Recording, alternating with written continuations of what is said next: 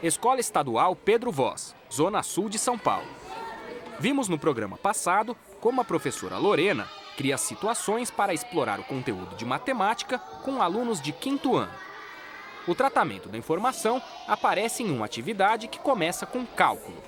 Vocês podem comprar apenas um produto de cada prateleira e tem que usar exatamente o valor do dinheiro. Um tem 9,75, R$5. É R$5,75. Nossa tentativa agora é entender como a tecnologia evoluiu e entrou na escola. Como os professores e estudantes podem aproveitar a informática no processo de ensino e aprendizagem? Até na hora de brincar.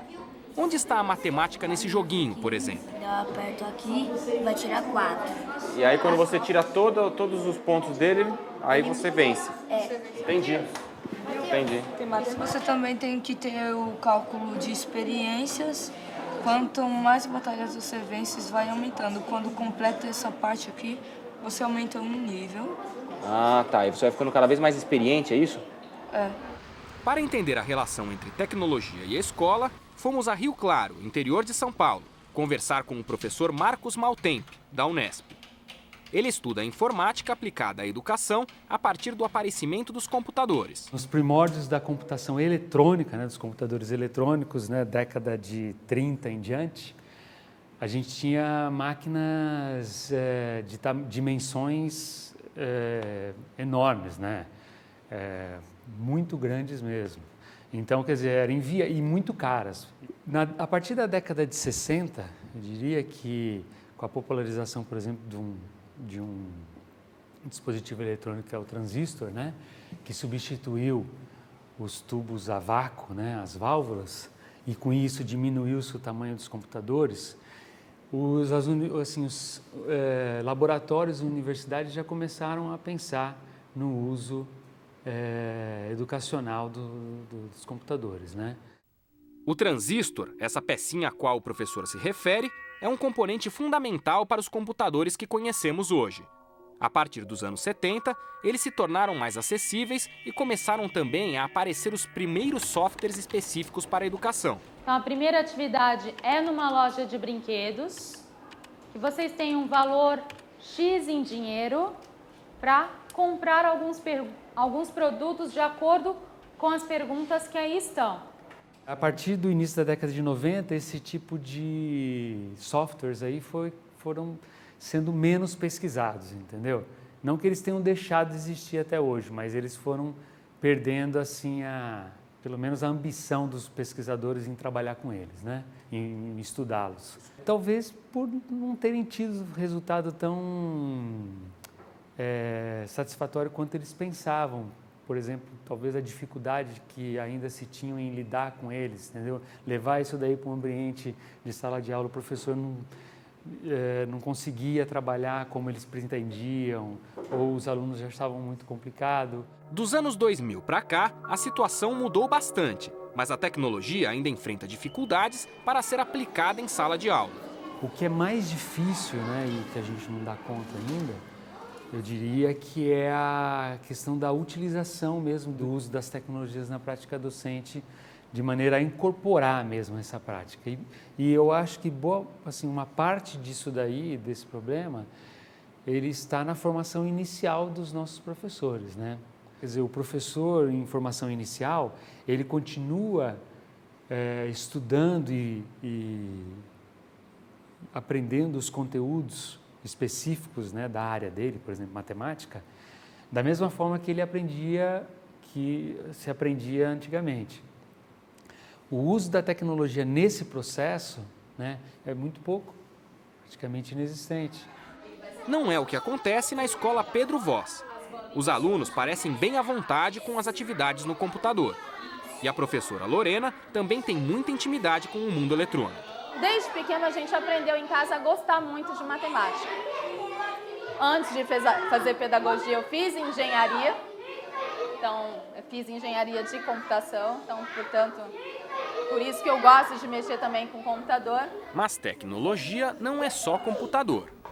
Hoje, as escolas usam a calculadora, um recurso que não era indicado pelo Ministério da Educação antes da criação dos parâmetros curriculares nacionais em 1998. Vamos pegar nossa calculadora? Sim!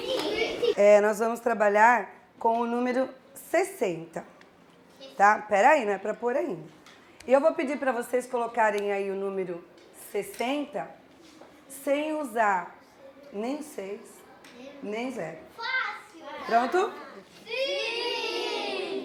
Visitamos a Escola Estadual Daili Rezende, na Zona Norte de São Paulo. A professora Ângela dá aula para o segundo ano. Fazer contas na calculadora desde cedo não prejudica a aprendizagem das crianças? Primeiro eles vão ter que fazer um cálculo mental, primeiro eles vão ter que fazer no papel, primeiro eles têm já uma antecipação, assim, né? Então eles estão assim só mesmo comprovando tudo isso que eles estão fazendo, né? Então a calculadora eu sei que até era proibida na escola, né? Então, e agora não, agora é realmente bem um instrumento que a gente gosta muito de usar. A gente fez 59 mais 1. 59 mais 1, deu certo? Sim. Ela usou o que para fazer? Uma adição ou uma subtração? Adição. Ah. A professora Célia Carolino Pires é da PUC de São Paulo. Para ela, ainda existe muita resistência no uso da calculadora no ensino da matemática. A calculadora, para muitos educadores, ela ainda representa um temor, a ideia de que ela vai substituir a capacidade humana de calcular, né?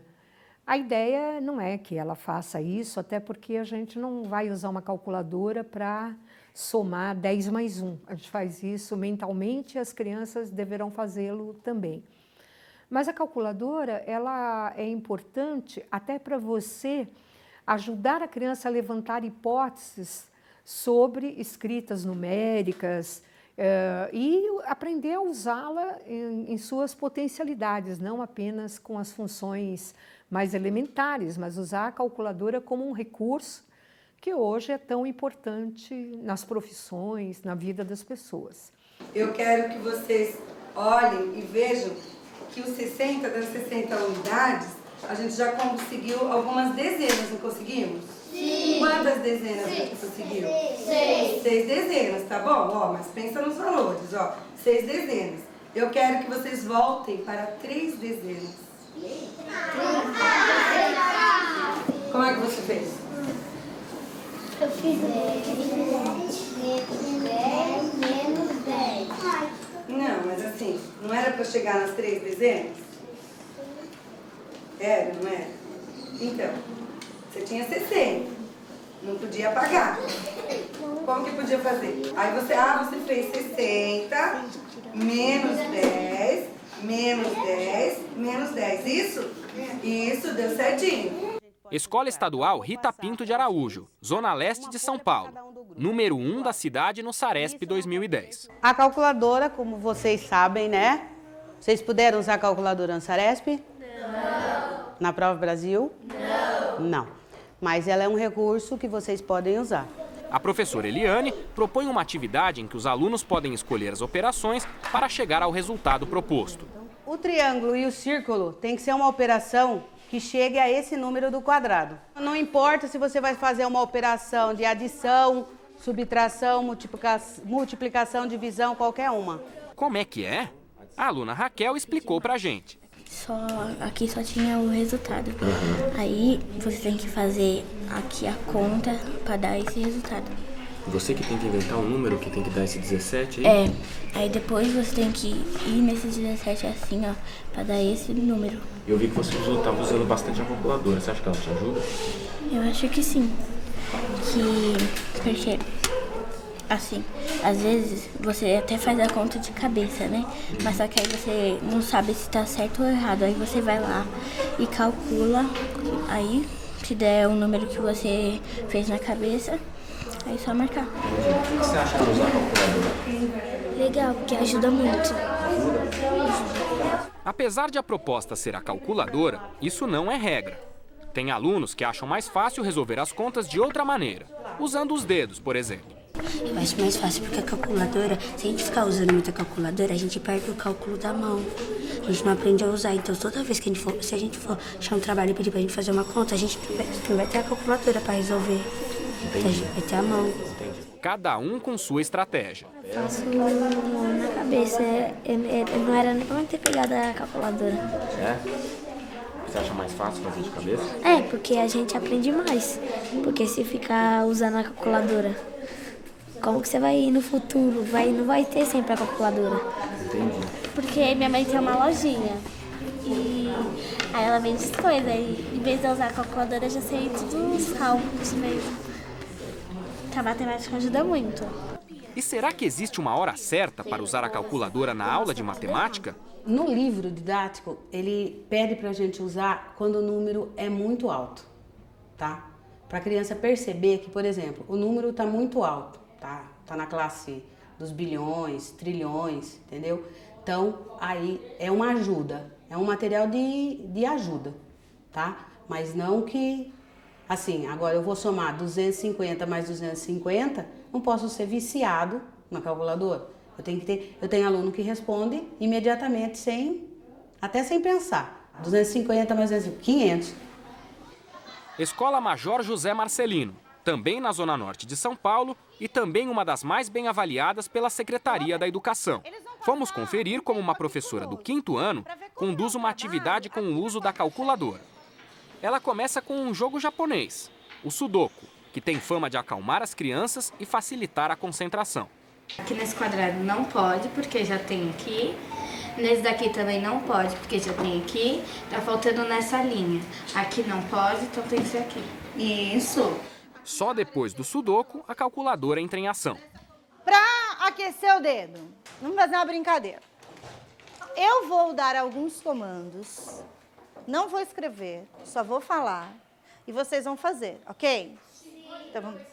A professora propôs uma atividade de operações matemáticas a partir de um número escolhido pelas crianças. Vocês vão digitar na calculadora um número que tenha 3 algarismos. Qualquer número não conta para o colega. A esse número, vocês vão adicionar 123.